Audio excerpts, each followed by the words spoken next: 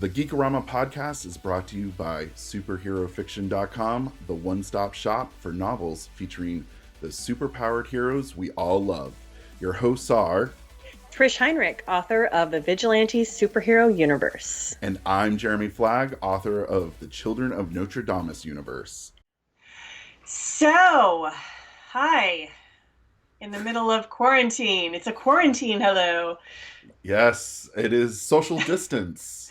Like in our case, all the time. Can I just tell you, if I have to hear that term one more time, Oh I God. might just break down and cry. I know. Like, A group of friends, we have a regular Friday night hangout. We get together, we drink maybe a little too much. We laugh, we play games sometimes, we just decompress from our week. And we haven't been able to have that now in like 2 weeks. We did a Zoom meetup last Friday, which was pretty good, except I was still so sick, I really couldn't enjoy it.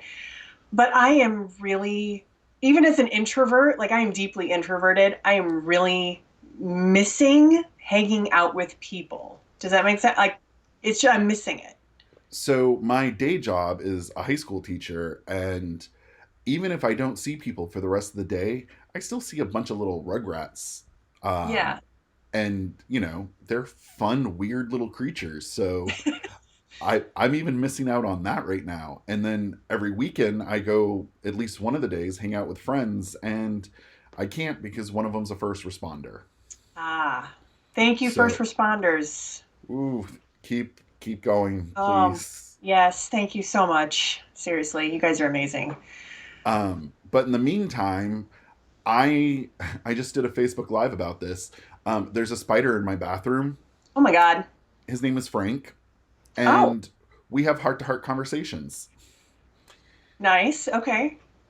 I hear you guys get really big insects in Maine. Oh, is that true? We have large spiders to begin with here, but the ones in the bathroom are like, apparently only the fittest survive in the bathroom because they're large, and at any moment, if they're dangling from the ceiling while you're showering, there's gonna be some sort of catastrophe. Okay, yeah, no, I couldn't handle that. I could not handle that. Frank is understanding that we have to keep our social distance, so he stays in the corner. Good. And I'm not entirely sure if this is a new crazy or this is just an ongoing crazy. So, well, stay tuned, folks. We're going to hear more about Frank. Next week, Frank may come on the show. Woohoo! So, I don't know if you saw, there's a meme going around. I will admit, the internet, your meme game has been on point. Quite a bit, yeah. Someone found a dead fly and then drew pictures with the dead fly in it, like riding a horse and laying on the beach with another fly and, you know, like doing weird activities. And I just thought, that's me in a few days. That's a lot of time. I honestly thought, so I have two girls, 7 and 10, and both of them extremely extroverted, high energy, which is why we have them in a ton of activities that are currently canceled. I honestly thought it would be a lot more crazy, and it has been difficult. So my husband and I, Dan, his name's Dan, for those of you that don't know, we're very introverted, and how we ended up with two extroverted children is the cosmos is laughing at us. Yes. And I honestly thought it would be a lot harder. And at some points it is. The hard part is that he and I love to get distance from people. And it sounds funny because we're isolated, essentially. Like we're all staying in our homes, except my home has 4 people in it. And 2 of them are really small and run around and have tons of energy. But this week I was actually feeling well enough to start implementing some structure, which my oldest desperately needs. So we have a schedule. We have a little homeschool schedule, and my husband has been home, working from home now for a couple of weeks, which is wonderful. And we're doing okay with the schedule. I was really shocked at how smooth things are going and how much it's helping the girls not to just run through the house and like shove things in my face. Like, Mommy, look at this. Mommy, look at what I created. And I'm just like, oh my God, please stop. I'm going to have a break. Um, I'm actually getting a little more space, and I'm in my office right now because I just was able to put up curtains, so that's great. I closed the door. But I am in that spot of kind of waiting for the other shoe to drop at this point. Like, I don't know. Everything, it feels like every day a new, oh my God. So I don't know. I'm just bracing every day and thanking God every night when I go to sleep that something awful didn't happen. It's been difficult. The first week of school vacation every summer, I go through a weird funk with a lack of structure, and um, I was really thankful that someone was like, "Let's do a virtual write-in," and I was like, "Okay, well, this Oh, will yeah. take up a little bit of my time." So I get up at the same time every day. I have breakfast. I check my emails, and then I pack up my stuff, go to my office for 3 hours, and with a couple other writers, I just bang out as much writing as I can. And That's great. so far, my lowest day has been 3,000 words. Oh my God. Good for you, Um, man. I will have written a book in 3 weeks. I am not worked up to that yet. I am still recovering from that swine flu. I'm a lot better. And honestly, honest to God, prednisone is no freaking joke. That is some rough medication. And I am finishing up my last dose today, but dear God, it activates anger impulses, it activates anxiety. It's an upper. So you actually can't sleep while you're on it. So I've been on sleeping pills at night. Um, Oof. yeah, it has not been fun. And that with the albuterol inhaler, I honestly feel like I'm shaking. I haven't used the inhaler in a couple days, thank God. But yeah, I'm hoping next week maybe to work my way up to at least 1,000 words a day. That would be really nice. I would like that. I'm as of I think as of tomorrow, I'm going to be doing 3,000 words a day on one story, and I'm going to try and start doing 2,000 a day on another story Oh my God. That is while awesome. editing Go you. uh, a nonfiction. So, um, the you know what, I got so much free time, and It's the time to if do it. I told you how much Housewives of New York I've watched, It's it is okay, truly a dude. crime. It's okay. I have a psychologist friend. He works with takethis.org, which I just want to give him a shout out really quick. If you are having if this is a stressful time for everybody, but if you're just having some struggles with your mental health, go to takethis.org. They have resources on there. Um, just they're a great community. But he's one of their clinical directors, and he works mainly with teenagers. And we were talking the other day, and I said, "Oh, I just feel like I can't allow the girls to play 2 hours of Nintendo." And he's like, "Why not?" He's like, "Look, Mm. I get it." He's like, "I get the impulse to want to make sure that they're not in a vegetative state in front of the TV." But he's like, this is not the time to start going full bore teacher. He's like, you've got stress. They're weirded out about what's going on. If you want to let them play Nintendo for 2 hours one day, do it.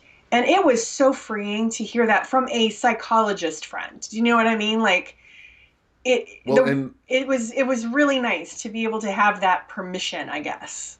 and I think that's what a lot of parents are struggling with is, their kids go to school for 6 hours a day, but they don't receive 6 hours of education a day. They get lunch, they get passing periods, they get Yeah. study halls, they get the time on the bus to and from. Like, truth be told, your students probably receive no more than 4 hours of actual teaching, and I'm going to even say generously 3 hours of new content. Wow. Um, and if you That's a spread that nice out, breakdown. and if you look at it, statistically speaking, in an hour long class, students only learn the first 20 and the last 20 minutes. And that's actually being pretty generous. It's more like 15. So if you're only teaching half an hour for every hour that they're doing something, I mean, this is why younger students get snack time, break time, recess, second recess. It's not because teachers don't want to teach, but that's just how the human mind works. Yeah. Can you imagine as an adult being talked to for 6 hours and then having to remember what you were Oh, talked at. God, no. God, No, no. Yeah. I struggle. Like the writing sprints that I've been doing, they're 20 minutes on, 10 minutes off, 20 minutes Mm-hmm. on, 5 minutes off. It's very random. So, you run around, do your coffee. Like I've learned to clean in 10 minutes between sprints. That's brilliant, man. Um, after 3 hours, I've run a marathon. So, Well, um, well, I I get guess, that's how we're doing during the whole yeah. thing. Yeah. I mean, that's So, um, we do have some pop culture history. It's a little light this week, I will admit. yeah, why don't you, let's just hop into it. Let's do some pop culture history. Is that what you were wanting to do? Sorry, I wasn't. Oh no, let's Let's move do right it. along. Okay. So, for this week, what we want to focus on in March of 1655, we're going way back. Saturn's largest moon, Titan, was discovered by Christian Huen. And I think I'm pronouncing that name correctly, but I'm not sure. It's a lot of Um, vowels. it's an interesting last name. If somebody knows how to pronounce that, please write in and correct me. Then we're going to zoom into the 20th century. In March of 1963, Tony Stark premieres in Tales of Suspense number 39 by Stan Lee, Jack Kirby, and Don Heck. And then a year later, in 1964, Scarlet Witch premieres in X-Men number 4 by, once again, the legendary Stan Lee and Jack Kirby. You want to know what I find to be so funny about Iron Man?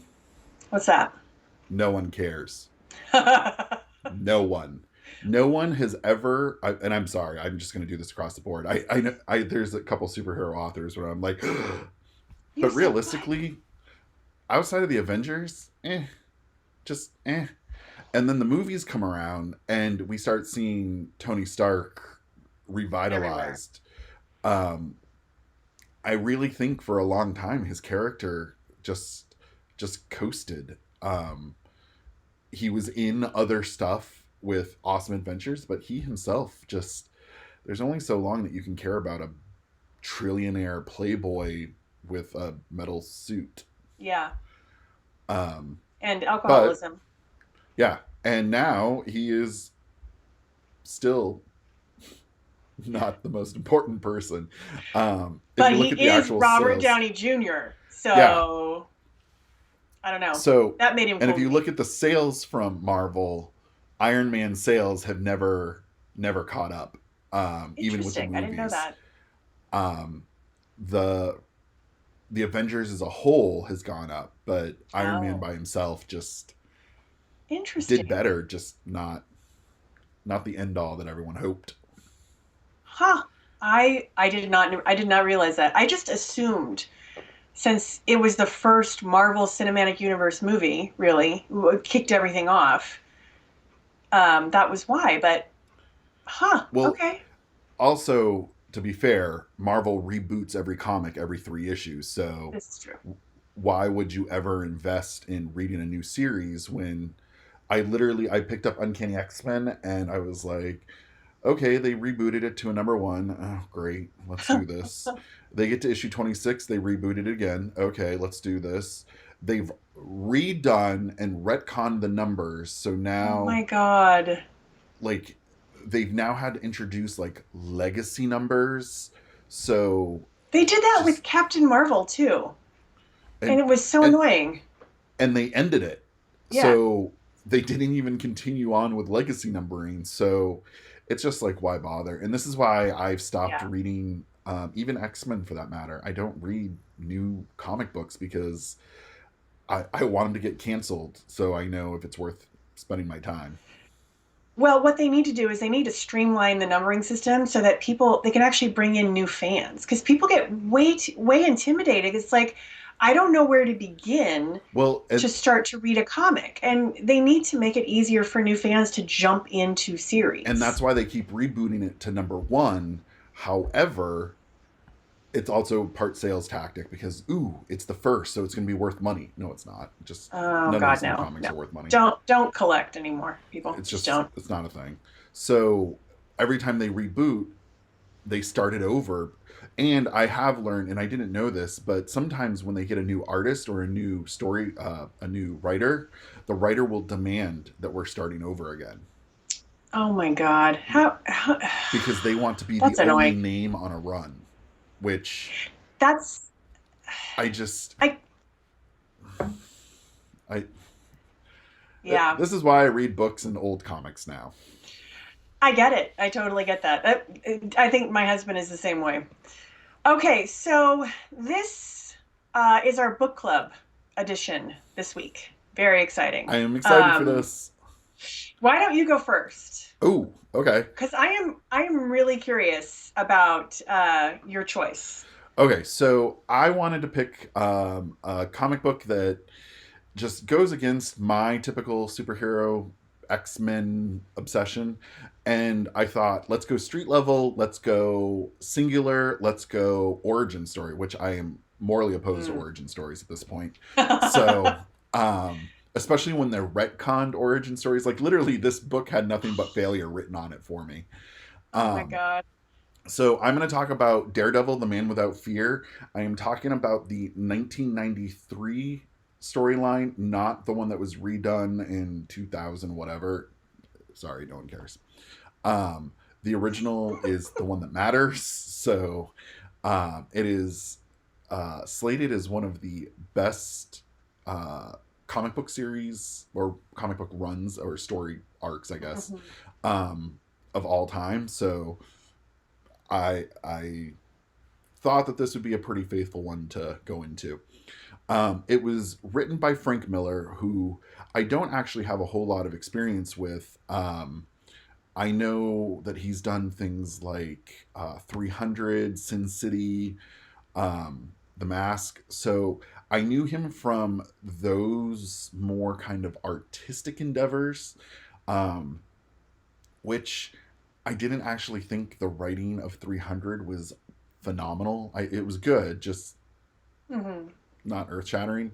And the artwork is done by John Romita Jr. And we have to Oh, I remember, know that name. maybe.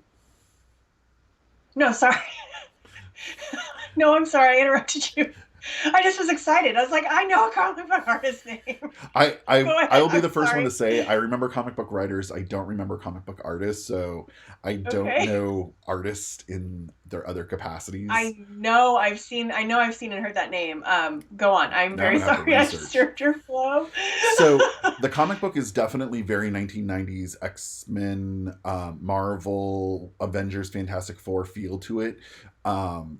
It's got some really great coloring. It's got really sketchy line work, and the art itself is really good in the fact that it kind of evolves with the story and gets grittier as the story gets grittier. So Hmm. I think the pairing of writer and artist was beautifully done, but the story is what really sets us apart. And Frank Miller, I will be following up on some more of your stuff because obviously you know what you're doing.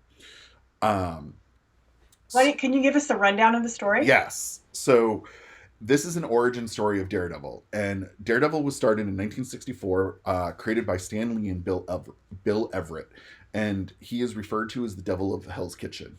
And he is a kid who suffered a radioactive spill because apparently radioactive stuff is everywhere in Marvel, and he goes blind.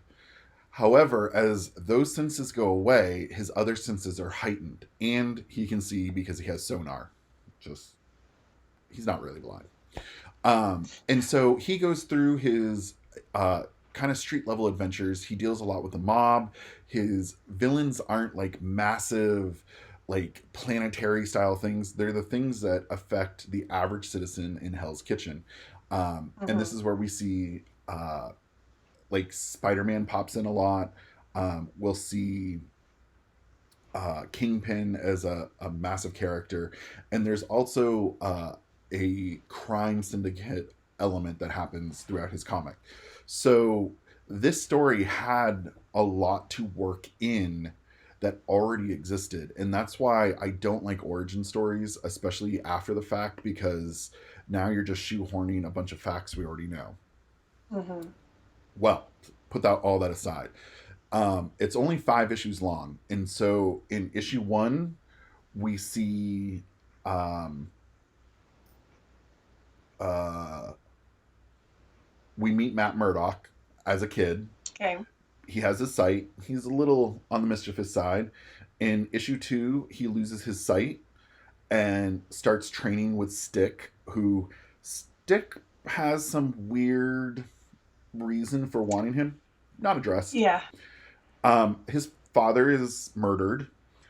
He gets a lot of revenge, and then Elektra shows up in his college years, and they go on some wild romping excursions, and then ultimately he befriends a young girl um, who he sees kind of as himself once upon a time, and he wants to do for that girl what Stick did for him, and with a little more nurturing involved. And when she gets kidnapped by the Kingpin's men, Daredevil, or Matt Murdock, goes on a murderous rage and kills just about everybody. And at the end, it's just Kingpin sitting there going, something's changed. And it's left extremely ominous. So Wow. we, we get all the big characters of Daredevil in five Yeah. issues. We get Matt Murdock, we get his father, we get Elektra, we get Foggy, we get Kingpin, we get Lark, who I don't really know him from any other storylines, so maybe he's new. Um, and then the girl that he mentors, I think she comes up in the comic, but don't quote me on that. So it is extremely concise, and it's almost kind of random how the story gets started, because he starts as a kid with his sight, and then he loses it, and you see him training, and then his father dies, and then fast forward to the college years, and he meets Elektra, and that goes a little crazy, and then fast forward to he works in Boston, and he gets assigned to go back to New York, and he rediscovers himself as Matt Murdock of Hell's Kitchen, and he realizes that this is the home that he can never Mm. leave, and it's emotional. Um, for all the violence in the violence is all visual. The story is what, I mean, for me, just kind of tugs on the heart. And what I thought was kind of bizarre is it's told in third person. So Oh, interesting. it's written like a novel. And so I was telling Trish before we started that there's probably throughout the 5 issues, there's maybe only 3 pages of text. Very sparse and very poignant writing, to the point Hmm. where I would borderline say Frank Miller was being poetic. Um, and so Wow. it'll say something like, uh, he returned to the only place he knew was home. Oh, well, that just elicits a whole lot of emotion for any Yeah. person reading. And Frank Miller did such a good job of tapping into us as the reader and how we connect to superheroes, that the final page of the comic is he's assumed the moniker of Daredevil, which is what he was called by childhood bullies, and he hates the name, and he owns it because um, he kept getting back up, and that's what he's going to keep doing for New York. And as he's doing this, patented Daredevil jump through the air, um, you, the reader, understand how he got from point A to point B, and you sit there and go, if I had gone through his journey, this is the exact spot where I would be too. And Frank Wow. Miller knew his reader so well. He capitalized on um, as as we see him with the chemicals in his face and him going blind. There's no self pity there. It's just pure rage and anger because he's now different. And then when he's training, he doesn't see that he's going to be something super. He's seeing that he's reclaiming a piece of his life. When he meets Elektra, you don't realize that she's his polar opposite, and that together they're deadly for Mm-hmm. each other. Um, and you just walk through each one of these, and at the end of it, that final that final panel is the sum of 5 issues, and weirdly this Mm. lifelong journey. Um, so I have to say, without a doubt, I was kind of hoping that I could find just the script because I just want to read it as a script. Yeah. Um, but it made me go back to my own writing and go, "Ooh, I can tighten this up some more," because there is beautiful prose out there, and you don't expect to find it in a comic book. And Mm-hmm. the the narration versus the dialogue is so separated that I'm not sure if it's a narrator or perhaps it's Matt Murdock's future self reflecting on a Oh, very different interesting. him. But I walked out of there. I read all 5 issues in one sitting. It was I Well, it sounds like you kind of should to get the full impact of it, really. and I even had to go back and make sure that I admired the artwork, which normally how I read comics. I always speed read them and then go back and see how the visuals complement the words. Mm. Um, and the words and the visuals didn't complement each other. The words filled in, or the visual filled in where the words didn't. And it was this perfect interlocking relationship. And it was beautiful. That So is, I hate to give another 5 stars out of 5 stars back to back, but I tried to think of how I could give this 4 stars and justify it. And realistically, it was just too damn good. yeah.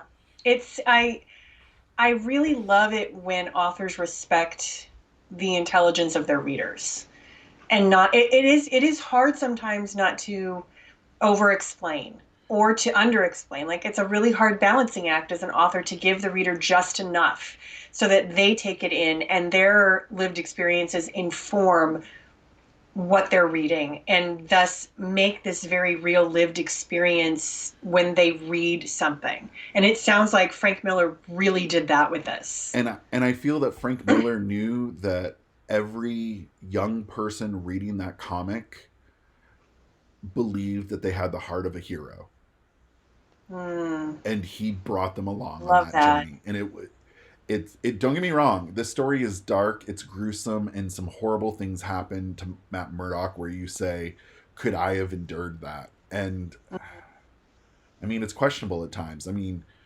I'm pretty sure that there is an entire uh, they don't quite say it, but there's children being kidnapped, and you don't quite know for what, but you kind of know for what. Yeah. So Frank Miller, he's known for He's a going pretty, dark, yeah, no, he's a dark storyteller. He's a very dark storyteller. but he didn't go so far that the story couldn't be brought back. So I was That's reading it good. thinking, oh my god, if he says the word, and it, it's just going to turn off so many readers. And Yeah. he went right to that line, towed it, danced on it a little bit, but never seemed to cross over. I'm so glad because I can't watch Sin City It because that's too much. I like dark stories, but that goes over it for me, honestly. and this was definitely, I read it when I was younger. I probably in my I would say late teens, and I liked the story then. I didn't appreciate the story then. Now, Mm. like, I definitely feel that this is a story for an adult. Well, I guess all ages, but as an adult, you appreciated the nuance a lot more. You get it a little bit more, yeah. So that's me for this week. I'm gonna put that Awesome. in comic book win. Absolutely, it sounds like a win. So I am so curious because Trish had to show me up on this one. Instead of doing one book, she decided to do an entire trilogy. They're novellas. Oh, okay. So when you put them together, I have them in one volume. It's basically the length of a regular Oh, science okay. fiction novel. It's 289 pages or something like that. I just had this image of like Oh, the big encyclopedias. omnibus size. No, no, no, no. Okay. They're novellas, and then there's a bonus short story that's in the complete set. But it's like I said, it's maybe 289, possibly closer to 300 pages. So it's just a regular size novel. Okay. Um, but I read the Binti novella trilogy by Nnedi Okorafor, and excuse me, that my cough is still a little bit present, and it's trying to act up here. So the first novella, which is just called Binti, is a Hugo and Nebula award-winning novella, and we're introduced to Binti, who belongs to a group of people called the Himba people. And the Himba people are known for staying put in their village. They don't leave. They don't marry outside the village. They very much adhere to a social expectation of what they should do, who they are. Um, Binti defies a lot of that just by being who she is. She's a brilliant mathematician, and her family make the best astrolabes in the entire world. And these astrolabes are used for communication. They're also records, complete records of a person's life. The implication, it's never stated outright, but it's very much an implication that a well-made astrolabe will bond to its owner and becomes a part of that person, almost like a depository for that person's soul and dreams and entire life, as well as a way to communicate with people across great distances. So it's just this all in one beautiful piece of machinery. And Binti and her father make the best ones in the whole entire world. And Binti is being groomed to take over her father's place among the Himba people as the master harmonizer, the master astrolabe creator, when she gets a letter from the prestigious Umza University. And this is an entire planet just outside of our solar system that is one big university. People go there from all over the galaxy. It is the place to learn. No Himba person has ever been accepted here, and Binti wants to go. But in order to do this, she has to completely break tradition and sneak out of her village in the middle of the night. So the novella opens, the first one opens with her decision. She's packing up, she's getting ready to go. And we learn a little bit about this very important tradition. The Himba women make this fragrant clay out of the dirt and the environment around them, and they are never seen without it. It coats their entire body, face, hands, any kind of skin exposed is coated in this very special fragrant clay. They roll their hair in it. The braids of their hair are actual like computer code. The patterns that they are braided in tells the story of their family, and each individual family can read that code. But outside of the family, you can't read that code. And so and she is completely different. So she's covered in fragrant clay with these ornate braids trailing down her back. She's wrapped in these different kinds of clothes. She has these thick anklets on to protect her from snake bites, because where she lives, there's snakes. And she's going to basically a space dock, like a shuttle bay. And the first interaction we see her have with people is people touching her hair and talking loudly about how she smells and how she looks, because they assume she's ignorant and she can't understand them. And so right away, you get this image of this girl who's not only different amongst her own people, but is different everywhere. She doesn't fit in anywhere. And she's going on this journey to try to find a place where she feels like she could fit in. She could find a place of belonging. And it's across the solar system. So did you find that there was a lot of uh, traditional, uh, Aboriginal Native American ideology coming in with like their traditions mixed with this very, it sounds sci-fi. It's very sci-fi. It's very it's not implied as near future, but it kind of feels near future. I the author, and I had the book around here. She is hold on, because I want to get this right. So please, sorry about the noise as I dig the book out here. See, she's born to Nigerian immigrant parents, and so I believe that a lot of I don't know for sure, but I think that a lot of this is informed probably by the culture. It's the Igbo people, um, and so I believe that a lot of the culture from her parents' Nigerian background probably informed a lot of this. It's very Afrofuturist, that is for sure.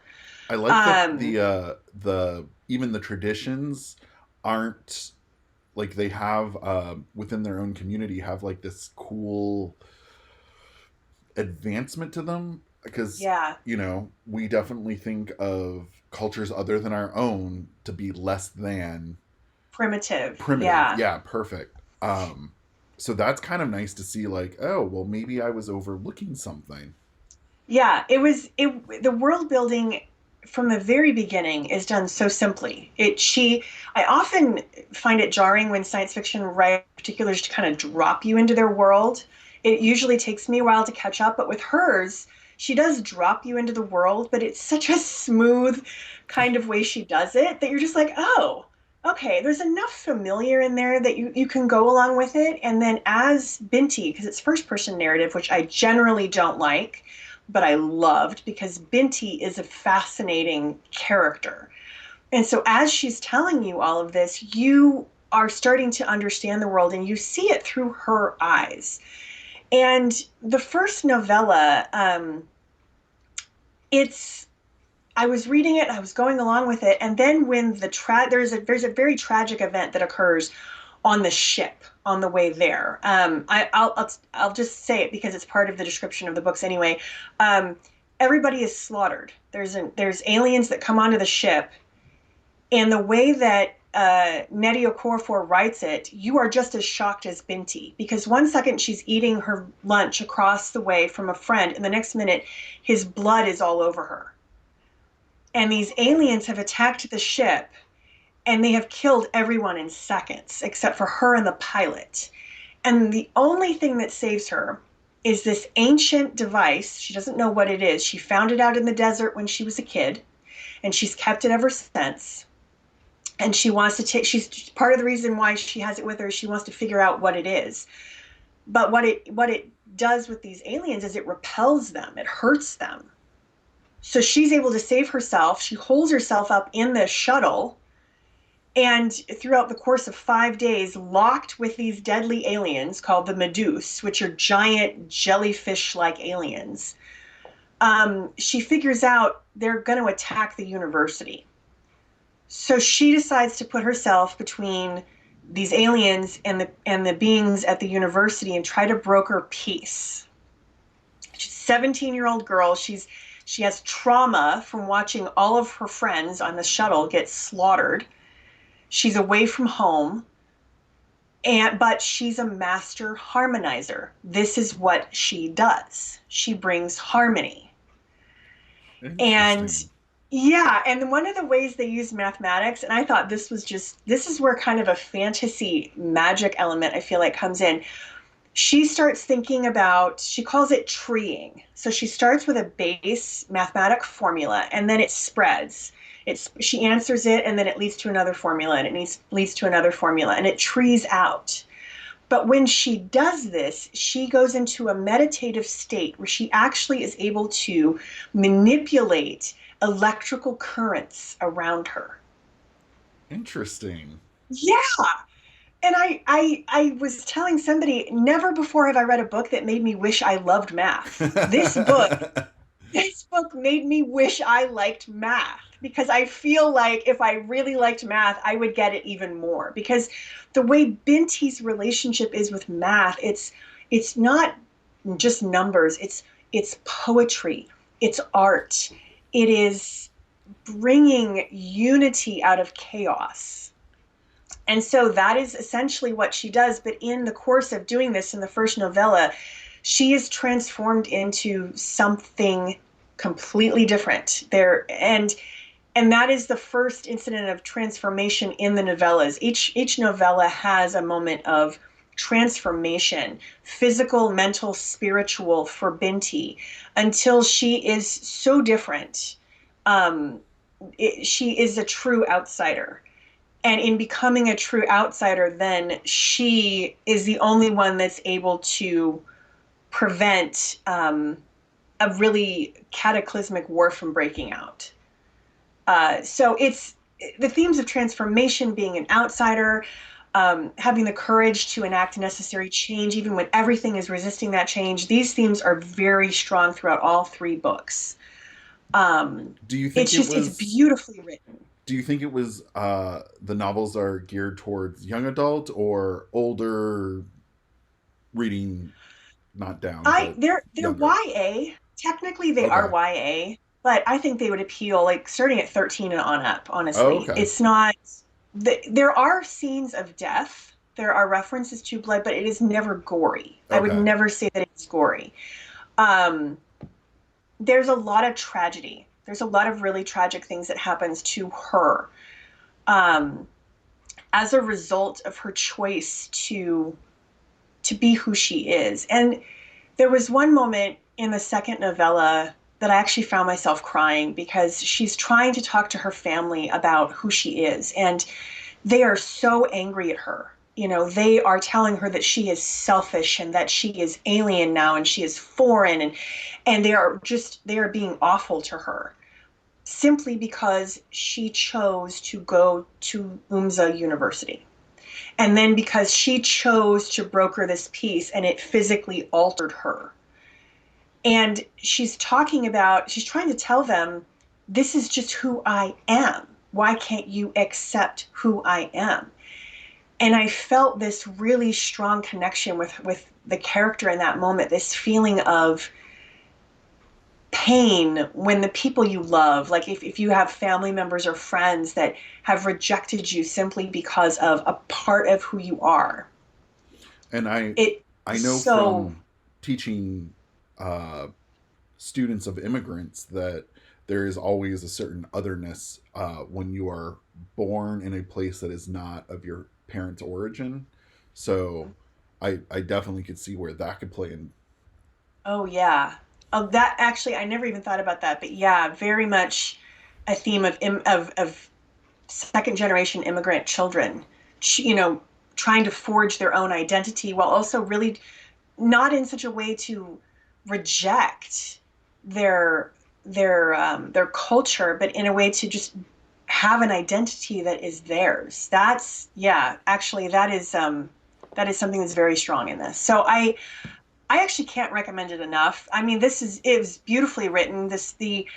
The world building was so simply done, but yet also just, I mean, so clear and very intricate. I felt like lots of different aliens. If you like aliens that could literally look like anything, I mean, we're talking. There's one alien just simply called Bear because it is a giant bear.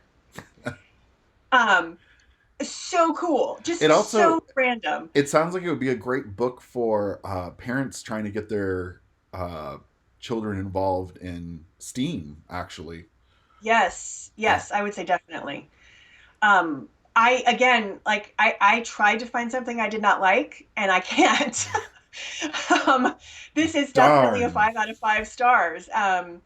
If you want something to read during this shut-in time, the quarantine time, get the entire trilogy. Just treat yourself.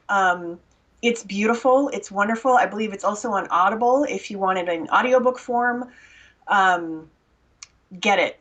That's all I can say. Just get it. So we need to eventually start finding some bad things to review.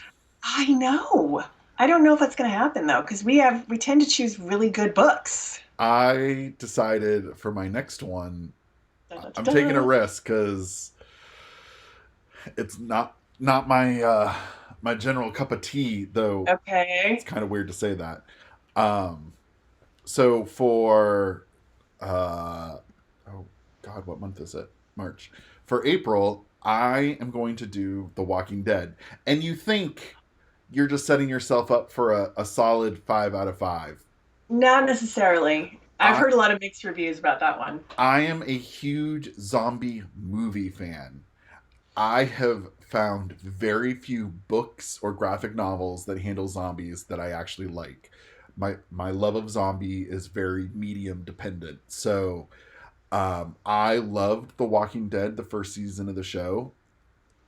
I watched that before I Hmm. knew anything about the graphic novel, so I'm kind of going backwards on this one. So We'll see. we're gonna see. Yeah. I'm hoping at least is as good as the first season. Okay. I hope.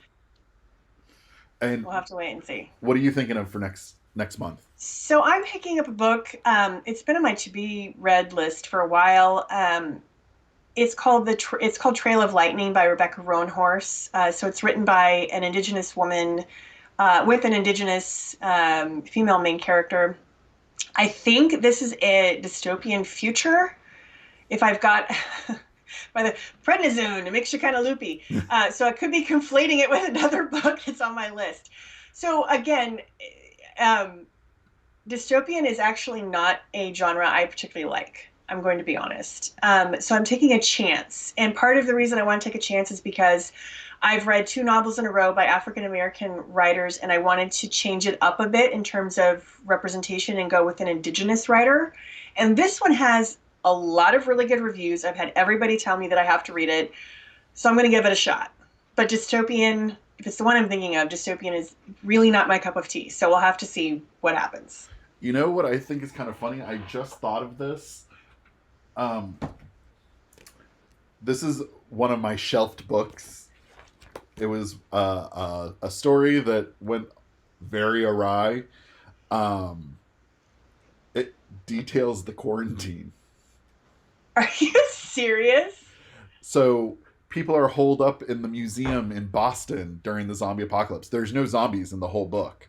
It's all about them Oh, surviving the that's quarantine. Um, actually that's an interesting take on zombie apocalypse, I think. yeah, George Romero originally did zombies as a social political comment on American consumerism. Damn. So zombies, brain eater. Well, he didn't actually eat brains when he did them, but it's all a social commentary. So That wow, I wish I could handle zombie stuff. I can't. Walking I Dead just has a can't do it. lot to live up to. It really does. All So right. I think that's the end for this week. Yep. Hopefully, uh, I would like to say that next episode maybe we won't be in quarantine, but let's just be honest. We probably will. And at that point, I might be speaking directly to you, the viewer, and begging for who knows For at this point. food Yeah, for the spider. What was the spider's name? Frank, Bob? Frank. Frank. Frank the Spider. Well, Dan and I just started the first of our quarantine binges, Picard. Oh, So maybe we could do a Picard deep dive next week because um, the final episode is I think airing this week, so that would be some yeah. timing. So I I just can't wait till you get to the end of it. I'm loving it so far. I'm really loving it so far. And I have I have thoughts. there's a backdoor pilot. I'm gonna see if you can find it. Oh, okay. Excited now. All right, everybody. So tune in next week. We'll probably be talking Picard. Probably. All right. Have a good week. Good luck, everyone. Leave us notes, emails. We got nothing but time on our hands. Take care of yourselves, everybody, Yeah. please. And we will put a note in there for what was the name of the group that you recommended for mental health? TakeThis.org. Okay. And we'll make sure to put a link to that in the show notes. Absolutely. Have a good week, everyone. Bye, everybody. To stay up to date with the Geekorama podcast, you can watch our videos on YouTube or subscribe to us on Apple Podcasts. And if you enjoy the show, leave us a review or hit the thumbs up button. New episodes are released on Thursdays for podcast listeners and YouTube fans.